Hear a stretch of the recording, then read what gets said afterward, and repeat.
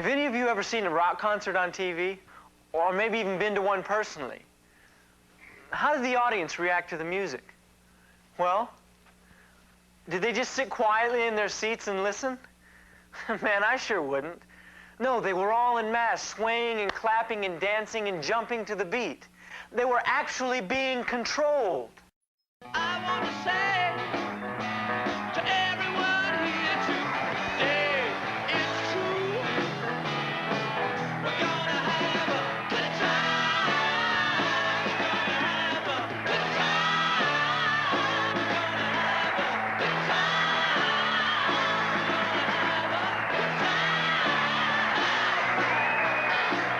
time. Hello and welcome to Trolling with Logic, where we bring the hammer down on pseudoscience, ignorance, and unreason on a bi-weekly basis. I'm your host, Nathan, and with me today is Jen and Kitch. How you guys doing? Doing well. I've got my coffee with my Irish cream, so I'm ready to do this. Yeah, I'm not too bad. I've got some pizza here. Yes, sorted. Whatever. Let's go for it. Let's hit this shit. Yeah, Buck Mulligan was meant to be here, but he hasn't shown up. Maybe he'll show up later in this episode. Who knows? Yeah, his name is Buck, and he likes to fuck off. Well, we are doing a movie review today, which we meant to do last episode, and Buck was here for that, and we talked about Alien Contact, which was an off-the-cuff thing because he hadn't watched what we're watching or talking about today. So the movie we all watched is called Rock, It's Your Decision. This movie was made in 1982, and it's one of those Christian propaganda movies that lash out at certain aspects of society and culture. In this case, the boogeyman is rock music. This is basically the reefer madness of anti-rock propaganda. And yes, anti-rock films are a genre in Christian filmmaking. There have been several documentaries made by Christian groups that denounce rock music in the strongest possible terms, the most entertaining of which is probably Eric Holmberg's Hell's Bells, The Dangers of Rock and Roll, which came out 7 years after this one did. Anyway, the movie that we're reviewing today actually tells a story with actors and a narrative script. Any opening thoughts on this movie from either of you? Well, I haven't listened to any rock and roll since, so I think it's done its job. It's just to surmise this movie, it's a depressing look at how over-religious parents push a young man against the thing he loves, turning him into a horrible, just unlikable, awful person who just becomes socially inept, destroys his social life, and destroys any semblance of a personality he has. It's truly a brilliant anti-religion film. Yeah, I'd say that was pretty good synopsis, actually. Yeah. Yep, that pretty much sums it all up in a nice little package. Brilliant. Good job, guys.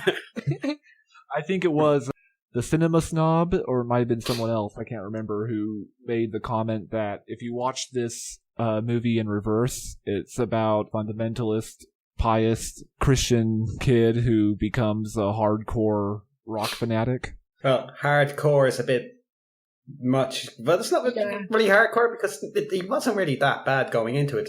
But then again, This is a Christian propaganda film, so... Well, the first scene of this movie has Jeff Sims, the name of the Christian teenager, who's the main character, barging out of his house after his mom yells at him and saying, "Mom, get off my back!" because of his rock music.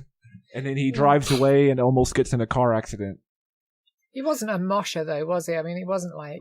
He was listening to death metal and, all that kind of stuff. He wasn't hardcore. He was just a bit of a petulant teenager, really, at the start, wasn't he?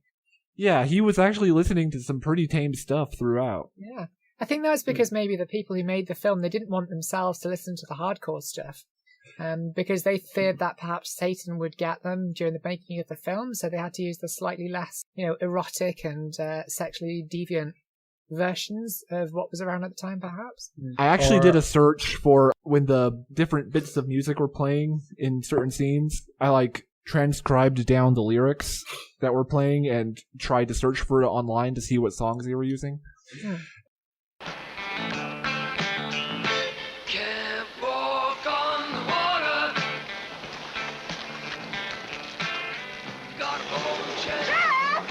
and nothing came up at all. So the rock music in this movie is completely made up. I was thinking they had to use royalty-free music because you can see in one of the scenes that the album covers have their names blacked out. Satan must have done that, though. It's a much better explanation than what I was thinking, which was maybe the directors just thought that if they actually played some actual hardcore heavy metal, they might actually lose some of their followers to, good music. Maybe. Yeah. Well, there was a scene in the record store in the mall when he was going through and doing his quote-unquote research, and you could see a cover of a Bob Seger album, but that's about it. But let's go through this scene by scene in League of Nerds style. As we said, the movie tells the story of a Christian teenager named Jeff Sims, who's dealing with some interpersonal conflicts in his life thanks to his love of rock music. The beginning bits of the movie imply that normally, in the absence of rock music, he's this good, moral, upstanding kind of kid, but that whenever he listens to rock, he suddenly transforms into a rebellious jerk, as if some sinister influence is taking him over. And actually, this theme is developed further. Other characters in this movie, Jim Owen, the youth pastor, gives off a really creepy vibe, I think, and I'm just going to refer to him as Milton Mamet from The Walking Dead. He bears a striking resemblance to him, and every time I see him, that's who I think of. Do you find all pastors creepy now that you've left the faith? Because I find quite a lot of pastors, or over here priests, creepy anyway. I get that vibe from most of them these days. I actually don't know a lot of preachers currently, but yeah, when I see them like in a video or in an audio recording or something, yeah, I do get at least a little bit of that vibe. I was a Catholic, so... It takes a certain kind of person, doesn't it, to do something like that? And I can remember still when I went to Leona's dad's funeral. He died, unfortunately, shortly after we met. Sorry to give the show on a downer already, but that's all right. We went round to the church and the funeral, and it was just this real authoritarian kind of... And I got the same thing from the priest in this. It's like, you should listen to me because I am an authority. And everyone was. It was just this... Even though he was apparently rebelling, he was listening as if he was just some sort of, I need to absorb something from this guy, which I don't think somebody who was genuinely, having doubts about it or rebelling would do. It didn't feel right to me. It felt like he was too easily giving up to this authority figure. It was weird. Yeah, there is a certain amount of repression involved because pastors, at least Protestant pastors, hold themselves up to a certain standard. They consider things sinful that normal society doesn't consider sinful, like obviously sexual aspects of life, like fantasizing about other women, lusting, viewing pornography, things that are completely natural and normal.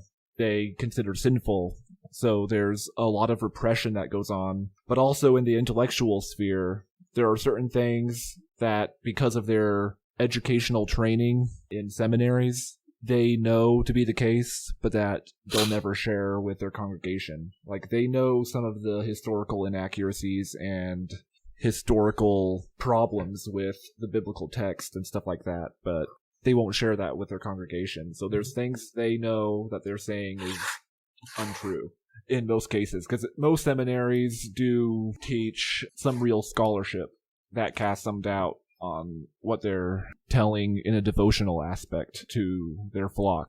Why do you think they specifically choose rock? They went into it a few times in the film and talked about how it promoted certain things like sexuality and God knows what else.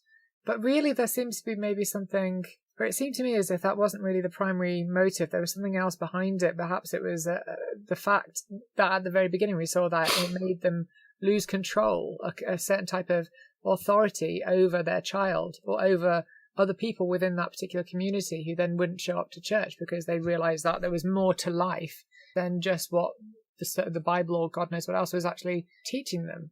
So it seemed to be more to me about at least control than about the sins that they were claiming that it caused people to do or caused people to think about.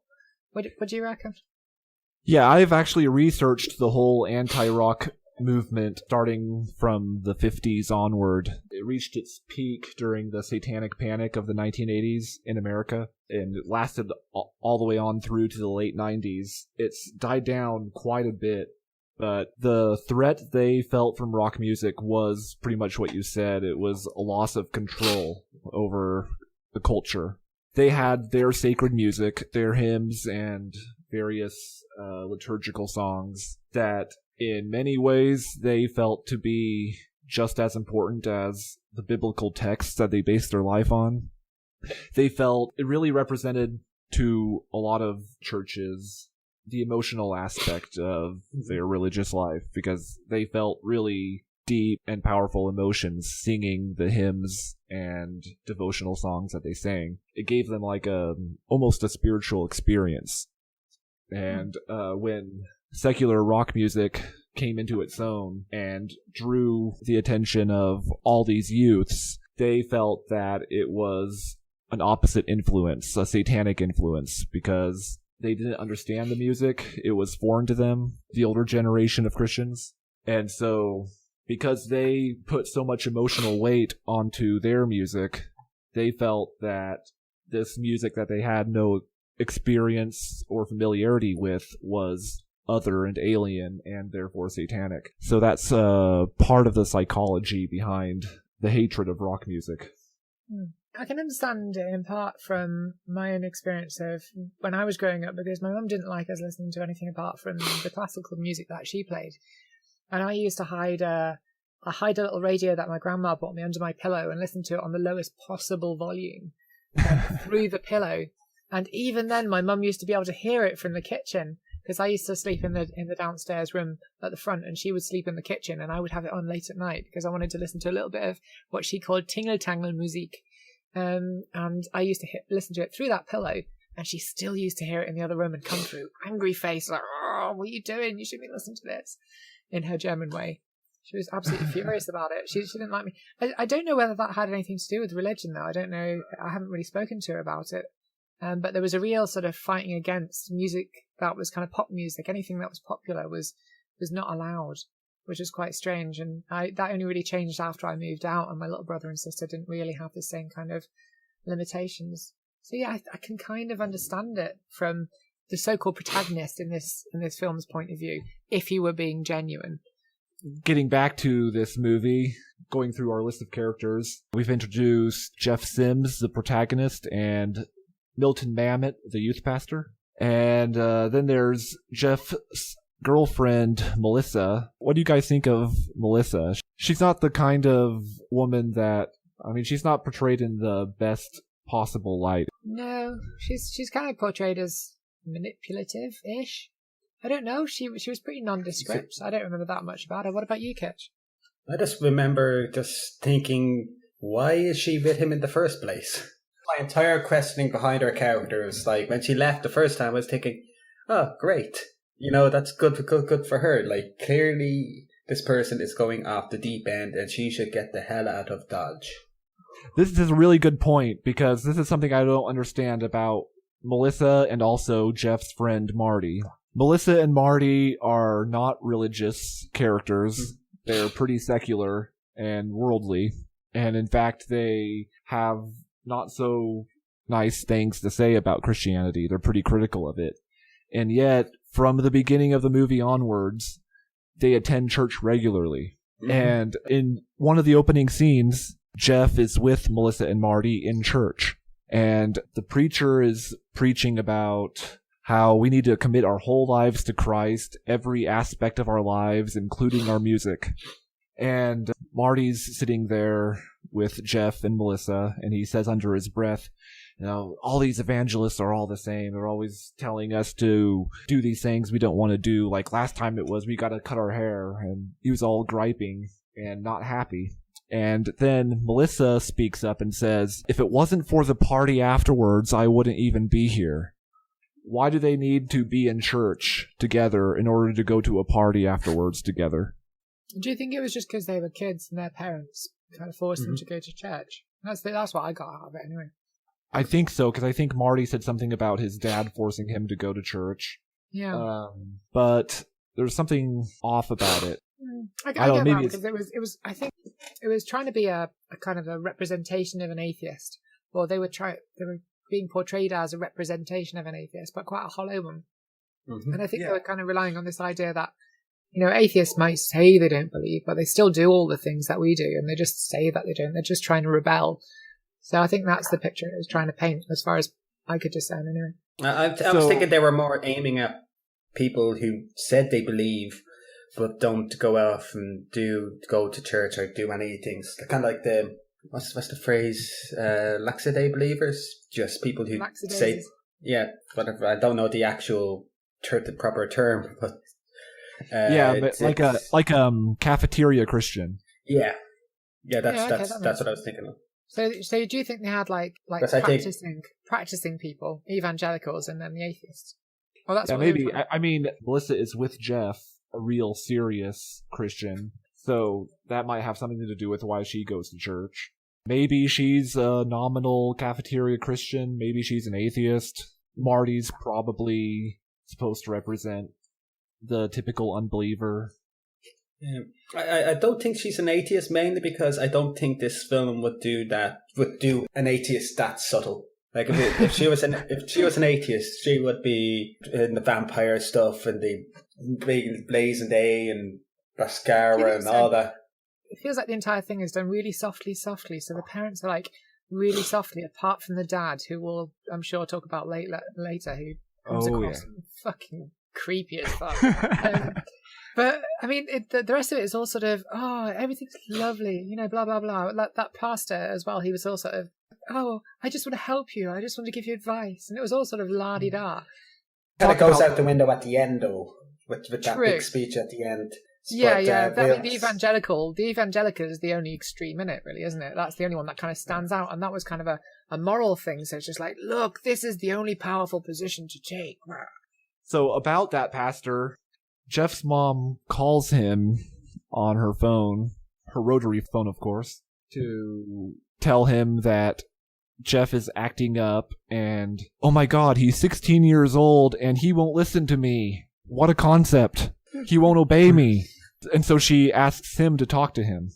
Was she strict enough, do you think, to have to go to those sorts of lengths of asking like a stranger to do things for her? She wasn't strict at all. The strict person in this family is the dad, which we'll get to later because there's some bits of dialogue that imply that Jeff's dad may be kind of psychotic and maybe even physically abusive, but we'll get to that in due course. Jeff's dad is off on a business trip, and he's not going to be in the best of moods when he gets home because he didn't get the promotion. And that comes up in another phone conversation between him and his wife. Like, oh, honey, did you get the promotion? And, no, goes, honey. Yeah, he went, no, I was too busy fucking 17-year-old rent boys in the hotel room and I forgot to go to the meeting. That's the vibe. What version did you get? That sounds like a much more awesome version. At least there's a little. No, sorry, that was in the news recently. Ignore me. Carry on. Don't worry about it. Yeah, subtext. That wasn't in the movie. It was just subtext. Yeah. Anyway, she calls Jeff's youth pastor, Milton Mamet, and says, he's not listening to me and he's not obeying me. Can you talk to him? Later that night at church, Jeff stays later than everybody else to help the pastor clean up, and the pastor tells Jeff, hey, your mom called me and told me that you're acting up. And he says, I'm not going to preach at you, but... And then he proceeds to preach to him for about 5 minutes about verses in Romans and Galatians and what the fuck ever else. Mm-hmm. And says, okay, I'll give you a challenge. And the nature of this challenge is he has to refrain from listening to any rock music for 2 whole weeks, and he has to research what other moralistic Christian writers are saying about rock music. And at the end of that 2 weeks, he has to come to his own decision about what he thinks about rock music. He also gives him some alternative music, doesn't he? But I didn't hear the alternative music. I didn't know what that was. Oh, hey, Buck. How's everyone? Not too bad. You good, mate? It's just super. Yay, Buck showed up. Yeah, sorry, I forgot to clean all about. I just sort of was at the gym and cleaning the house. I just totally slipped. Have you watched the film? I've watched the film this time. It is... Oh, brilliant. Jesus! Okay, so let's bring Buck up to speed. We actually didn't talk too much about this movie yet, so you didn't miss too much. But we're up to the part now where Jeff is at the church at night with his youth pastor, whom we're calling Milton Mamet because I think that he looks a bit too much like Milton Mamet from The Walking Dead. So that's the Never name watched that show. that's the name I associate with him. And the youth pastor has just given him the challenge of not listening to any rock music for 2 weeks and then coming to his own decision about the nature of rock music. That's where we're at. And we also talked about, of course, the silliness of Jeff's mother calling his father and saying, "He's 16 years old and he won't listen to me. What do I do?" Because he's a total fucking square. And it's like... But so do you just want to just jump back in then, or... Yeah, sure, yeah, yeah. I was just asking And- before about the music. You know, the pastor said, like, or the youth worker, or whatever his name is, he said that he had some alternative music. Did we ever hear that throughout the entire film? Yes. Oh, yes, we did. it was largely and- classical music. Was it? Well, it's classical and hymns, and actually there's a nice little subtle message that they give off with the music choice. But we'll get to that later. Okay. But yeah, there is a scene where we do get to hear snippets of what the youth pastor gave him. Jesus, I hope it wasn't Psalms for his sake, otherwise we've gone fucking crazy. It's no wonder he went all nuts at the end. Yeah. It was a Nickelback CD. Okay, so he gives him this challenge. Jeff agrees to it. Okay, I won't listen to any rock music for 2 whole weeks, and he's kind of down about it. Like, he gets back in his car to go home, switches the channel to the classical station, and he's like, "Oh man, 2 weeks if I live that long." But I think there was an interesting thing that you sort of missed out from the pastor when he was telling them to do research, which was my favourite thing in the whole movie, which I really fucking hated this hour. But he goes, "Do your research," and he hands him the books that he needs to do the research out of, which is maybe slightly biasing the conclusions that he can come from. We're pretty safe in assuming that he didn't give him books from the other side. You know, there was no Rolling Stones in there by any chance. When he gave him the stack of books, he was like, "Here are some books about rock music from a Christian perspective." And so we can pretty much assume that, no, he's just getting one side of it here. Okay. And actually, bit of trivia, the book Jeff is reading at home in one of the next scenes is called The Big Beat, a Rock Blast. And that was written by a Protestant minister named Frank Garlock in the 1970s. And in this book, which is a real book, Frank Garlock complains that rock music represents like a regression or devolving of traditional established music norms to like this primitive state of non-music. So it's basically a book written by a grumpy old man ranting about how modern music is just noise. My favourite thing in the whole wide world was there's this letter. It was written by a monk, and what he does is he's talking about how all the teenagers around him are only interested in fornication, listening to dancing, and they aren't interested in God or religion, and society's breaking down. And this was written in the 14th century, so it's just I think there's actually even Egyptian hieroglyphs that talk about this, how everything's bad now, but it was much better when I was younger. You know, it's this sort of idea that everyone has. Oh yeah, It's called nostalgia. Nostalgia. It's definitely not new. And also, this Frank Garlock book that he's reading, in that book, he claims that rock music kills plants, and he also claims that listening to good music, meaning sacred hymns and traditional stuff like that, improves eyesight by 25%. Wow. So Impressive. they didn't have the most reputable research advisor for this film. Let's just say that. Anyway, now that we're on that scene where he's reading that book in his house, this is also the scene where His girlfriend comes back in again. his girlfriend comes back, and they have some very room-like dialogue that happens when she comes in the door. That makes no sense and has no connection to what's happening anywhere else in the movie. His mother answers the door, and she's like, "Oh, hey, is Jeff here?" And his mom's like, "Oh, yeah, he's planted himself in front of the TV again." And then she changes the subject completely, and she's like, "What do you think about this birthstone that my grandma gave me?" "Oh, it's lovely." "Oh, but she couldn't come visit me this week. She has to wait until next month or whatever." Nonsensical dialogue that has nothing to do with anything. I think whoever made this movie thought it makes it seem more natural. Yeah, this is how normal people speak, but you don't talk how normal people speak. I don't know. But again, she's always wanted a birthstone, and she's now got a birthstone, so that's pleasant for her, I suppose. So she goes into the living room where Jeff is watching TV, and she's like, "Hey, Jeff, look at my engagement ring." He ignores her, and she says it again. "Look at my engagement ring, Jeff." And he's like, "That's not an engagement ring." Oh, Jeff. Which is... Oh, Jeff. What I take from that bit of dialogue is that she's trying to make him feel jealous by joking with him that it's an engagement ring. Yeah, he doesn't twig onto that. No, he doesn't in any way. I didn't twig onto that either, to be fair.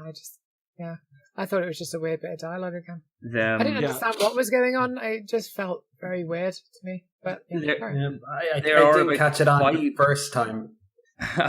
First time? You watched it again? I've only watched it. I couldn't watch it more than once myself. Jesus. But I watched it Nathan's once. watched it 3 times. Why? I watched it once, and then I was like, wait, what? I can't remember anything of what just happened. I think my mind just blanked. Then I watched it the second time, and then just realised I've wasted 2 hours of my life. There are about 5 occasions in this movie, because I have in the past watched a lot of vintage porn, where this seems like it's going to turn into porn. The scene where she drops the popcorn and she gets she gets on her knees, and I'm thinking, this is porn. And then you were just expecting the bucket chicka rocket chicka rocket. Yeah, I was waiting for that. Grab the bump, Joe. and just bush everywhere.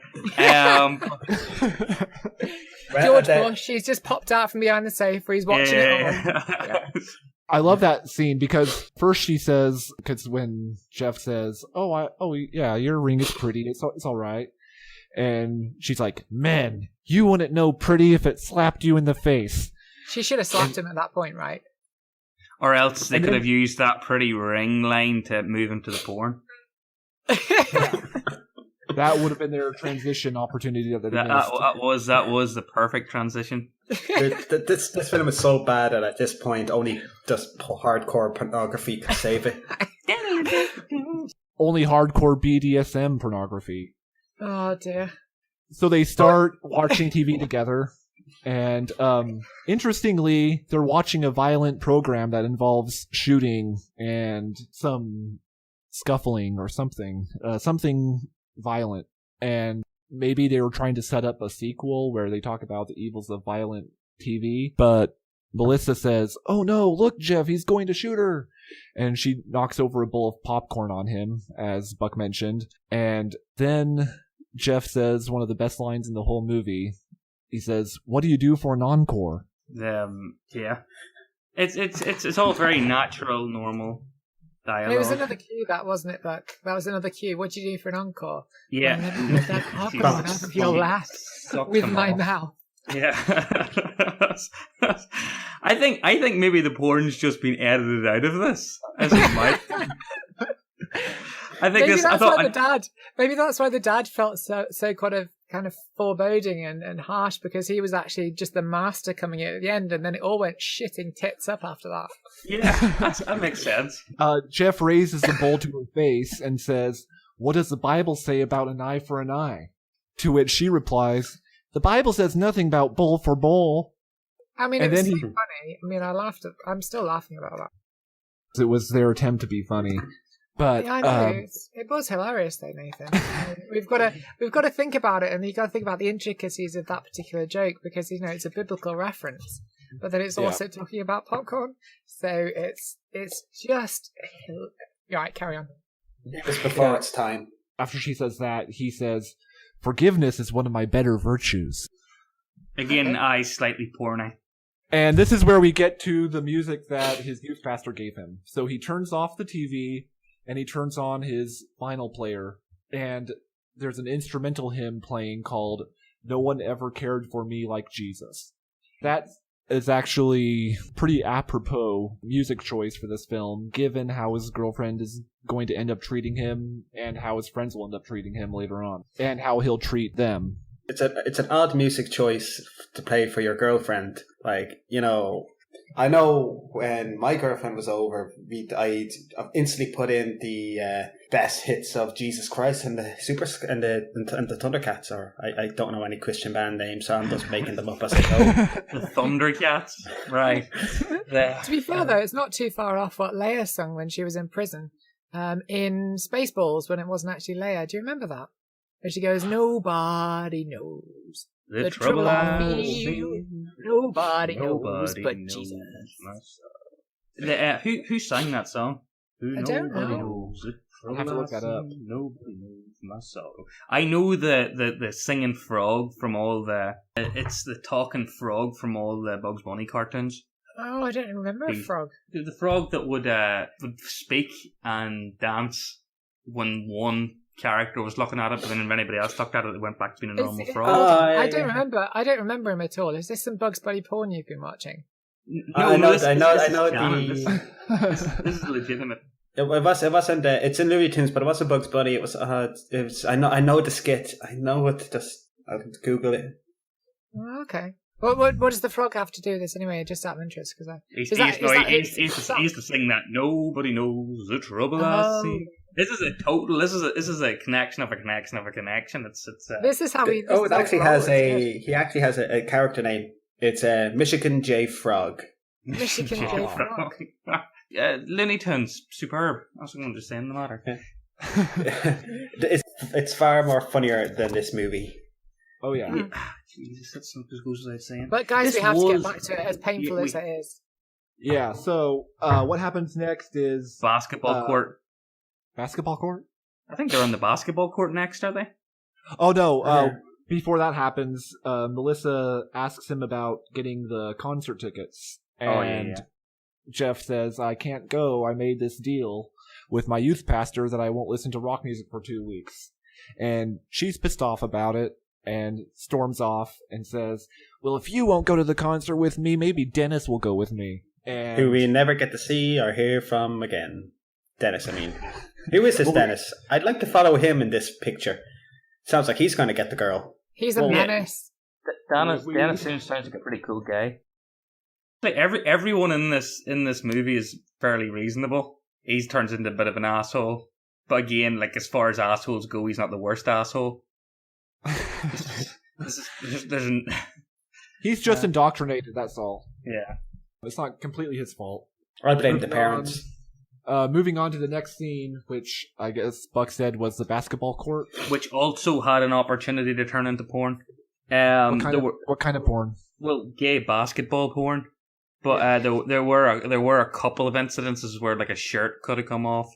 I've just got my notes for the entire thing are basketball court - porn. That's everything I have written on the basketball scene. He's talking to his friend Marty. Jeff's personality kind of changes at this point. Like, he talks differently with Marty than he does with everybody else.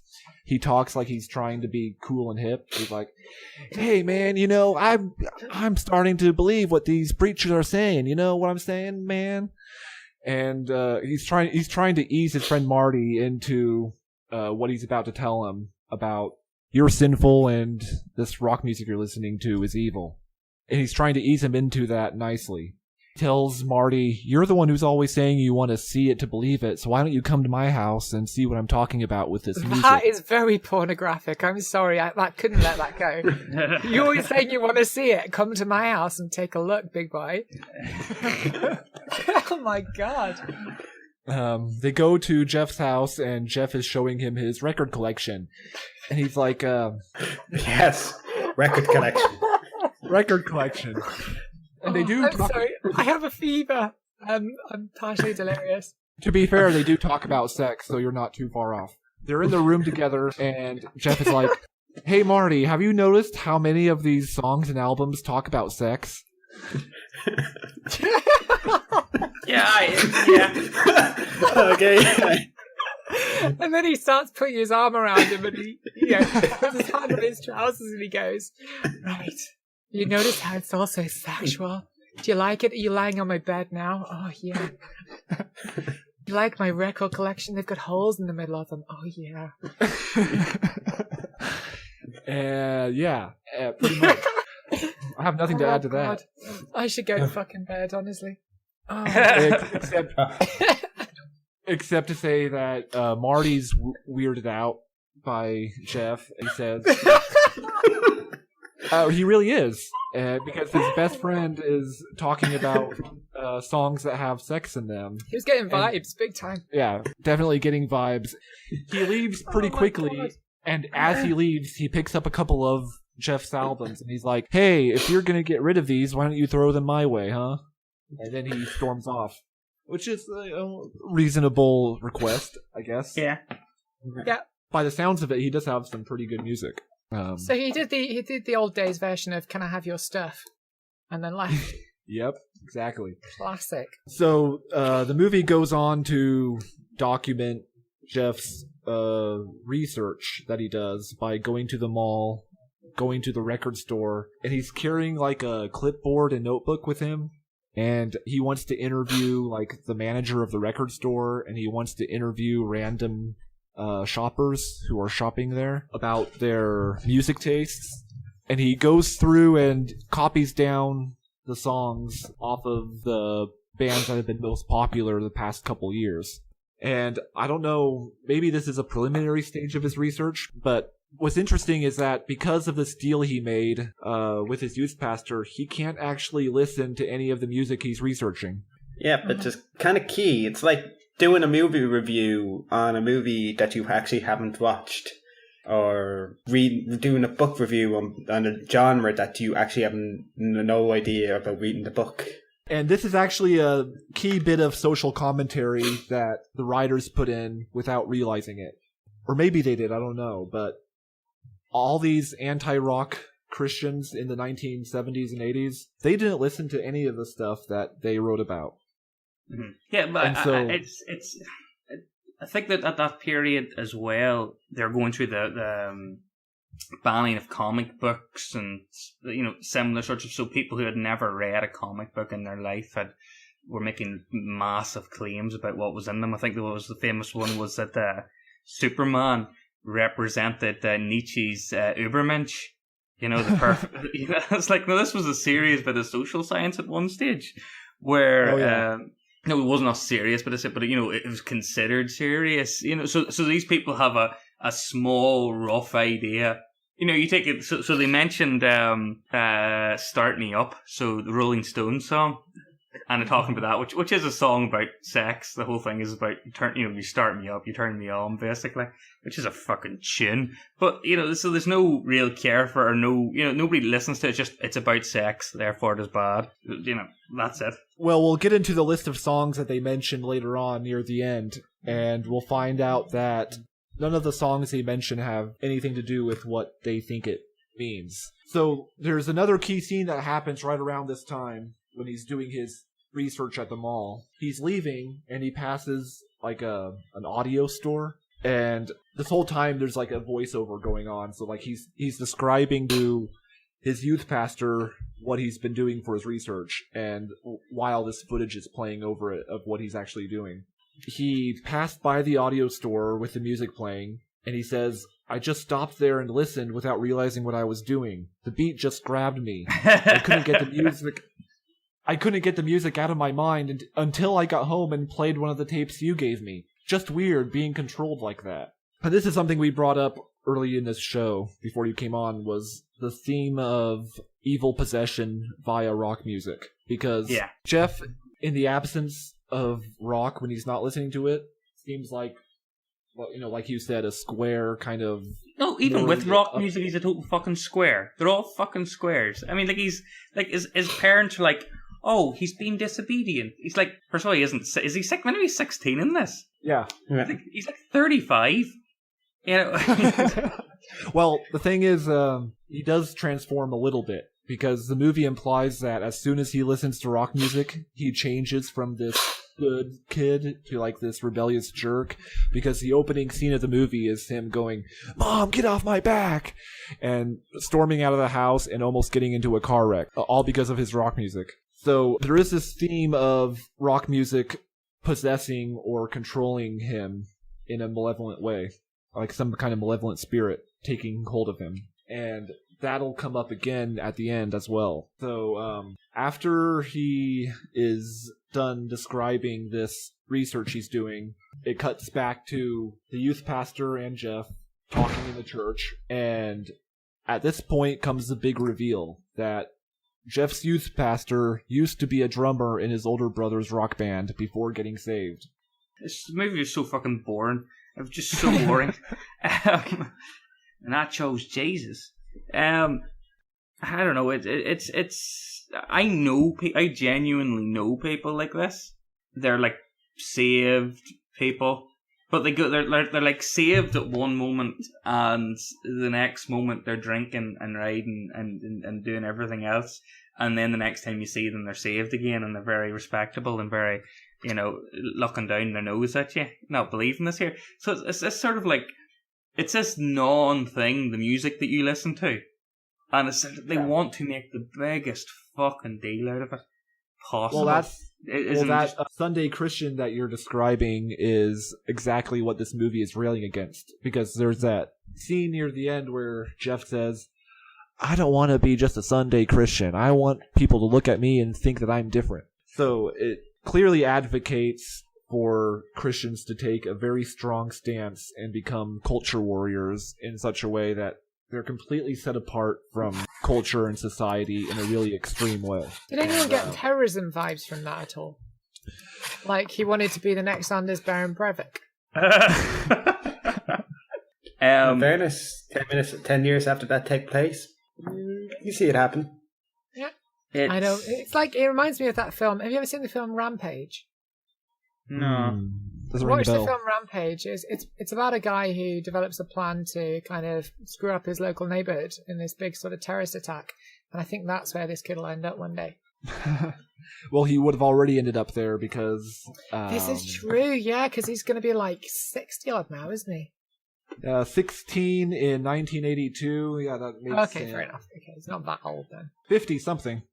Yeah, there's still time. Rampage film is made by a notoriously bad... he's a creator of notoriously bad films, if you have a look at the one. I think it's 2009 Rampage. Oh, is it the guy who just does video game movies, is he? He does a lot of video game films, yeah. That's him there, yeah. Uwe Boll. Uwe Boll, yeah. Oh, U-Ball. Yeah, if you watch Rampage, I can't say I enjoyed the film, but I found it interesting. I found it interesting to watch. It's one of those films that's kind of cathartic release of some really, really dark bits of your personality. So, it's... I think that pretty much describes most of U-Ball's work and why he has such an appeal. Yeah. I mean, it's done pretty well. I think there's been a couple of other ones afterwards. I think there's Rampage Capital Punishment and Rampage President Down, which I haven't watched. I haven't watched the third one. Is that anything like the Purge movies? Kind of yes and no. They don't really have the thing about Uwe Boll films, or these particular ones anyway, is that they don't really have much of a sort of a musical score to them. They're pretty subtle. So when somebody does something bad, there's no fanfare about it. They just do it. It's just there, and it just happens. And there's no kind of... It's like real life in that sense, which makes them a little bit more shocking. There's another one called Assault on Wall Street, where a guy's kind of been fired from his job and everything's gone tits up. And I think his wife's dying or something like that. And then they won't help him, so he just goes mental and shoots the place up. And it's that kind of gone postal. Which was another one of his famous movies. He done Postal. Yeah. Did he do Postal? Which all these movies much more interesting than what it is we're watching. Yeah. Shit, it's so easy to get distracted, isn't it? God damn. Right, let's get back on track. Where were we? We were at the part where Milton Mamet reveals that he used to be a rock star. And Jeff's like, "Oh, why didn't you tell me this before?" And the youth pastor tells him, "Well, then I would have felt like I was forcing your hand." Whereas what he meant to say was, "I've just made it up to make it look as if I've escaped." I bet he really rock star, and his life was none but coke and 15-year-old, what do they call them again? Groupies? Groupies. 15-year-old groupies. And that was his fucking life. And he left it all. Yeah. So he's had all the fun. He's had all the fun, and he wants to deny it as this to this kid Yeah, pretty as some much. kind of punishment. Now that he's still doing it, but he's He's- able to get away with it because he's pretending to be a priest. The reason he became a Christian is because his band failed, and he was searching for meaning in his life. And so he found Jesus, but he's been unfulfilled since then, and religion hasn't fulfilled him, so he's become this sad man who just tries to kill the joy in other people. He sees this teenage kid, Jeff, who's interested in rock music, and he's not going to let him have any of the fun, because he was disappointed earlier in his life. Yeah. He's Maybe just that's a what bitter, I'm saying. twisted What the old fuck, yeah. bastard. Remember that scene in the beginning when, after the church service gets over, and Marty and Melissa run up to Jeff, and they're like, "Hey, come on, Jeff, you gotta listen to this." And Milton, is staring after them with this creepy look on his face, like, what are they doing? It looks like they're going off to have fun. Oh, I wish I was with them. I'm not that age anymore. They won't accept me into their circle unless I teach them that rock is evil. Yeah. What's the Christian version of Rohypnol? The Christian version of what? Rohypnol. Jesus juice. Do you reckon, holy water has actually got something in it, that makes people receptive to priest penis? Boring Jesus movie. What else happened there? To Well, make kidding this was movie by doing interesting. it. Could we pretend Like, we watched an entirely different movie? Just make up our own plot. Oh yeah, well you saw what I just did earlier with trying to interpret the youth pastor's motivations. No, You think the youth pastor is actually Dr. Fibes? That's a really good point, but he doesn't look like Vincent Price, so... No, he doesn't. He's just got a really good disguise this time. Okay, so there's a really complex scene that comes up next, and it might take a little bit of deconstruction. The party scene. A lot is going on with this. So, a bit of background. His girlfriend calls him while he's at work. He works as a fry cook, and she tells him, "Hey, Marty's having a party tonight." And it turns out that she's really kind of setting him up, because Marty doesn't want him there, but, Melissa talked him into letting him show up or something. So he shows up, and damn it if Marty doesn't start playing the rock music as soon as he shows up. Jeff throws a fit and says, "What's the big idea playing this nonsense when you knew I was going to be here?" And there's this big blow-up that's kind of reminiscent of the final throwdown scene in the room, where everything goes to shit with the relationships. It reminded me a lot of the throwdown scene in Revenge of the Sith, where Obi-Wan cuts all Anakin's limbs off. I'm making up my own movie from here on in. My notes have ended. So, so yeah, he murdered him. Yeah, his dad came home and he went, "Oh, fuck, I don't need to deal with that little shit anymore." And then, the family rejoiced. They didn't bury him, they just burnt him in a bonfire. And that was it. What's interesting is that Jeff actually fails the challenge that he agreed to at this point, because he storms out of the house, gets back in his car, drives to his house where his mom is, goes up to his room, and turns up his rock music full blast. What was the point of that? He was at a party that was playing the rock music, and he could have just stayed there and enjoyed himself. But then he goes home and he gets stressed out, and then he plays the music by himself. Why? He's a self-entitled little piece of shit, really, from that one scene where he goes mental because somebody started playing rock music. Well, why didn't you invite me if you know they're going to be playing it? I didn't force you to come along, you little shit. You can come or go. Oh, apologies for inviting you to this nice party, you little fucking gimp.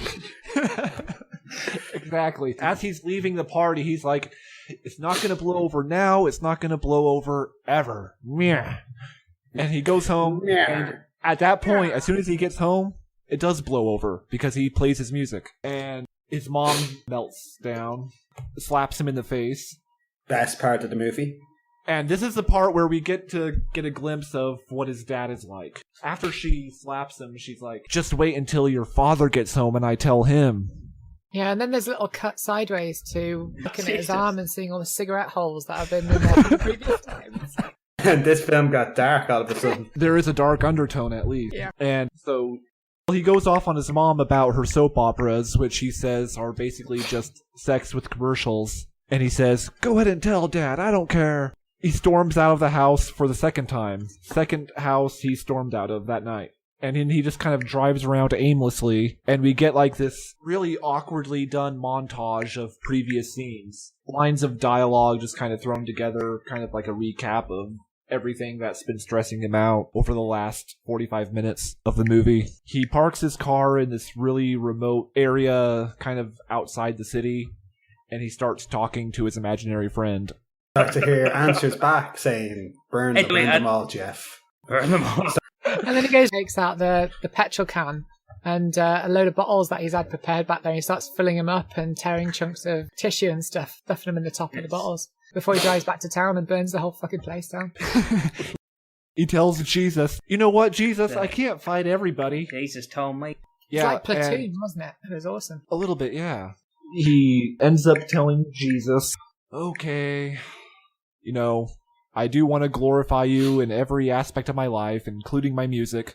So after he tells Jesus that, he drives back to the party and basically breaks up with Melissa and says, if you can't respect my beliefs, then I guess I just have to go and find new friends. And then he leaves. Yeah. Not before not returning with a double-barreled shotgun, a bottle of liquor.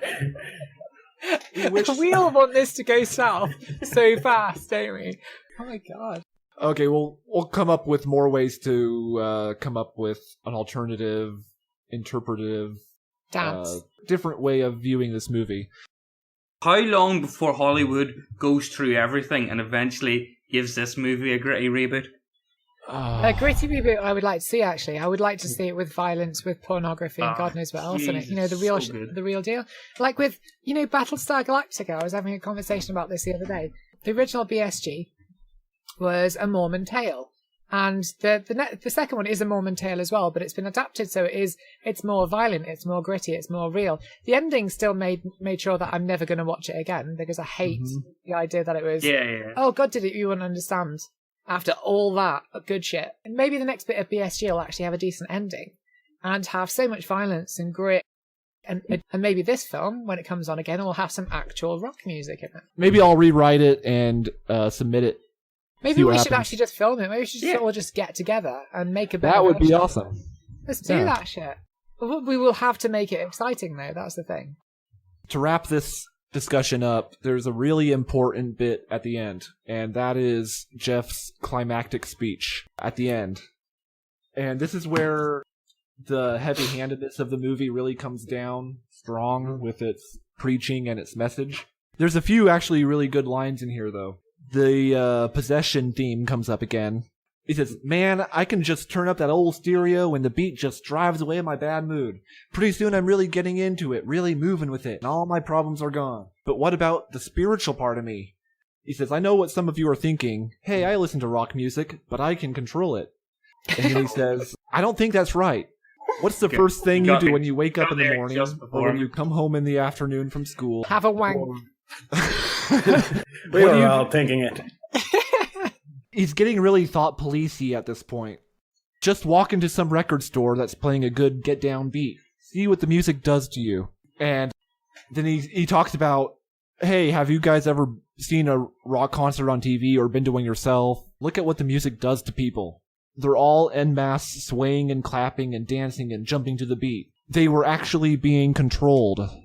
And at that point, I just face-palmed so hard that I'm actually considering sending Cal the medical bill. This is going back to that bit in, was it Revenge of the Sith again? Where he goes, I hate them! I hate them all! No, that was Attack of the Clones. Oh, was it? Okay, shit. When does he do that in Attack of the Clones? When he's on Tatooine and his mother dies and Padme comes in. That's another completely dysfunctional relationship in another movie. Yeah, because he got caught in the friend zone and couldn't get out. At least that's the Arlnauts version of the prequels. Yeah, my favourite telling of that story is that it's actually about a love triangle, and she's actually with Obi-Wan Kenobi. It makes a terrible, terrible story much more interesting. Yeah, that's what I was referring to.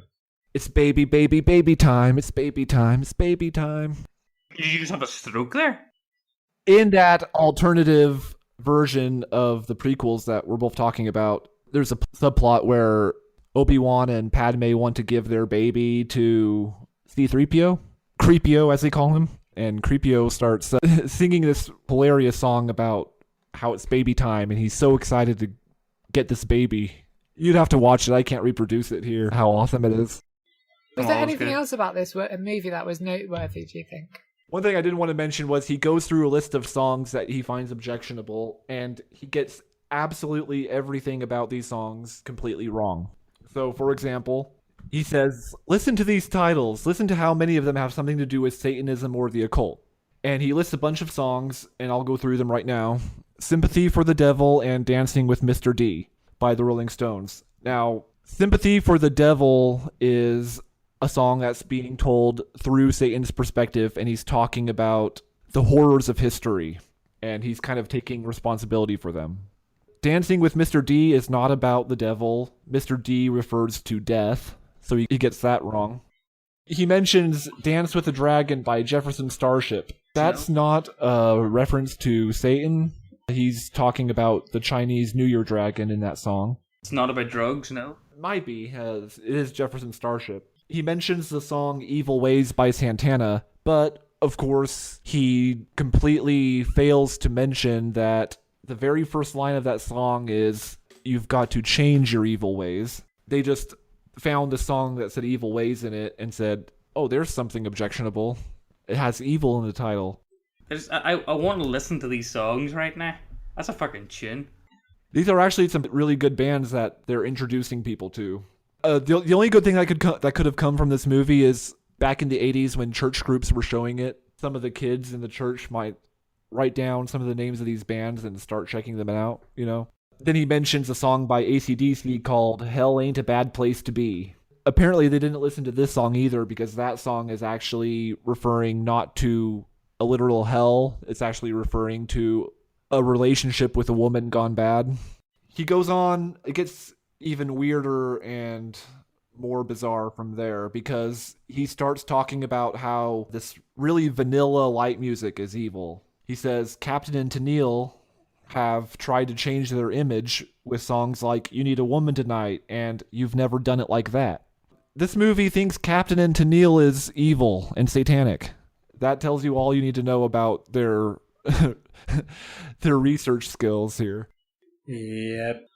Part of me thinks that they have listened to it, but they just don't really care. They're counting on the people listening to or watching the movie to not know that these songs aren't what they're saying they are. The kind of people who'll eat some really nice chocolate and then just complain when they find out it's not organic. They want to reach not only the youth who are listening to the hard stuff, they want to reach out to like the parents who are watching soap operas and listening to really light vanilla stuff as well. He goes on this rant about Barry Manilow, and here's a quote from the movie. Even Barry Manilow wrote in one of his hits, Could It Be Magic?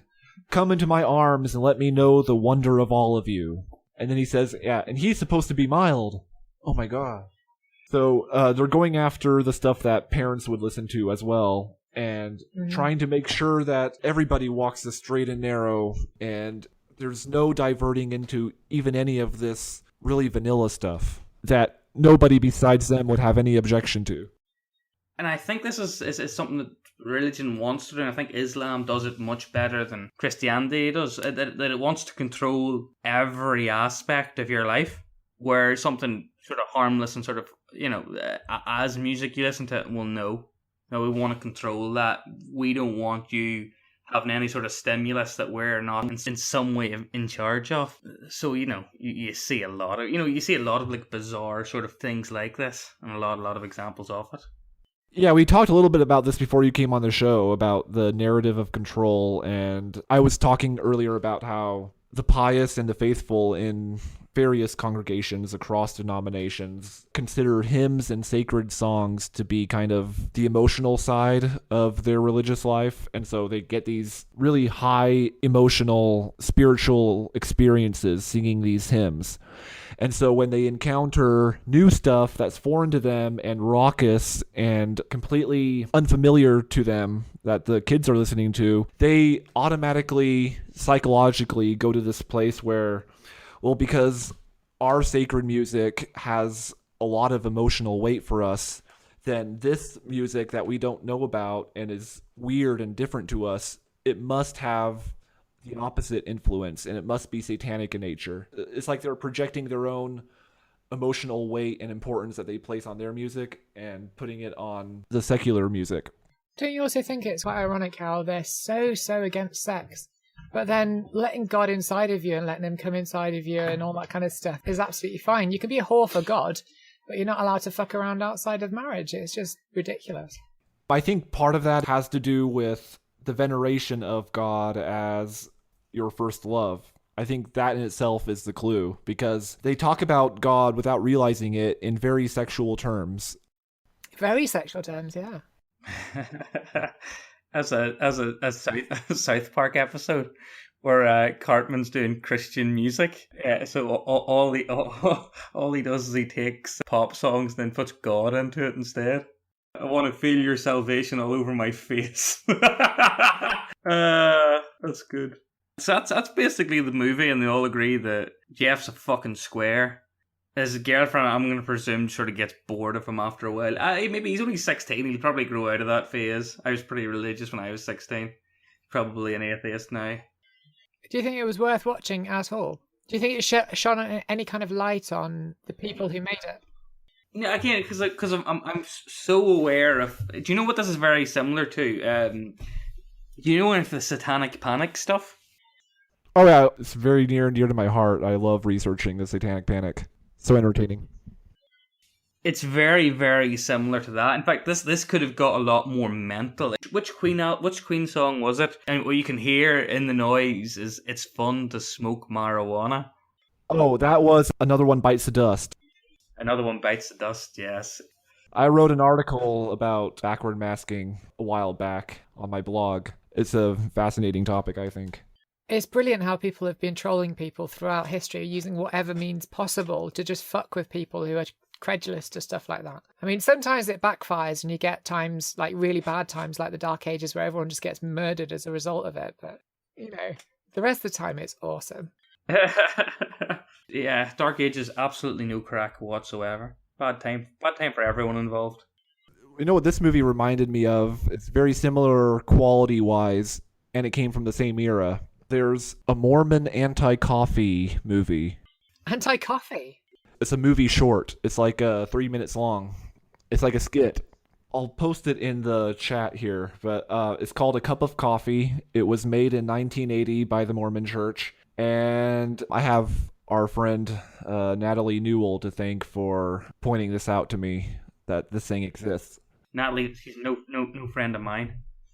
Well, she's adopting you, I hear, so... So I hear. It was almost as if they were talking about heroin throughout this movie. It's like the script was wrote for heroin, and they've changed it like last minute to rock music. Yeah. Do you think it was a five-step movie then? A 5-step movie? A 5-step movie for ridding your life from rock, or ridding rock from your life. You know how like you've got a 5-step program for alcoholics? 12-step. Is it 12? Yeah. Yeah, it's 12. But this movie is more like a cold turkey program. A cold turkey program. I mean, at the end, he takes a vinyl record and smashes it. So you've just got to be done with it completely. No more like fucking around with the rock. Do you know what? I can agree with that sentiment if you're talking about Dwayne "The Rock" Johnson. Don't fuck about with him, big guy. He's going to be in the new Rampage movie. So wait a second, this movie wasn't talking about Dwayne "The Rock" Johnson, no? There's an interpretation. Oh, I've completely missed the point. I've missed the point of this movie completely. Maybe it was just talking about crack cocaine, because some people call them rocks. Yeah, true. It'd make his opening to his rant at the end of the movie a little bit more, it'd make that much more sense. Because he starts off with, well, how many people here are going to go off and get drunk or thinking about going shooting heroin? And it's like, yes, because, you know, those two things are totally relatable to shooting heroin while listening to music. Yeah, I'd probably imagine most people shooting up heroin probably listening to the music. But I'd like to see like a Christian anti-Dwayne "The Rock" Johnson movie where they warn against the dangers of the People's Champion. I'd watch that. If you can find that movie, I'll watch that, okay? It would be more accurate than this, wouldn't it? Do you think there is actually a point to the film that is actually quite poignant though, in the fact that If somebody can be controlled to the point of actually doing things that they don't want to do, as in if music is actually mind control to them, surely perhaps not listening to that music is probably a good thing, because they might end up like a sleeper agent of some sort, and all that will happen is somebody will play like the Cantina song from Star Trek and they'll murder people. You know, I can't even give it that, because the movie implies that it's like an either or thing where you have to be controlled by something. They don't give you the option of free will in this movie. Either you're controlled by rock music or you're controlled by Jesus music. There's no like middle ground there. You've got to be controlled by something. Rock. Yeah, I'm going to go with the rock. So you're stuck between rock and a hard cock. So do you have any other thoughts, opinions, or anything to say on this masterpiece, this work of art? Yeah, anybody? I can't even think anymore. I think the only value in it is it's a good bit of historical social commentary, because it opens up a window into the fundamentalist mindset. And for that, you can learn something if you look at it that way, as just a window into the psychology of the fundamentalist. Out of interest, do Muslims do any kind of similar films to that at all? I would be very interested to see if there's any kind of Muslim fundamentalist films. Oh no, wait a minute. There are. You are aware of the Hamas. What was it? It's like Hamas Sesame Street. What was it like? There's like a Hamas children's program. Oh God, there they are there. Oh Jesus, they're so depressing. Yeah, I'm sorry. I just realised my folly there. We don't want to be watching those or commenting on them because we will feel incredibly depressed afterwards. There is nothing funny about most of those films. We'll leave them be.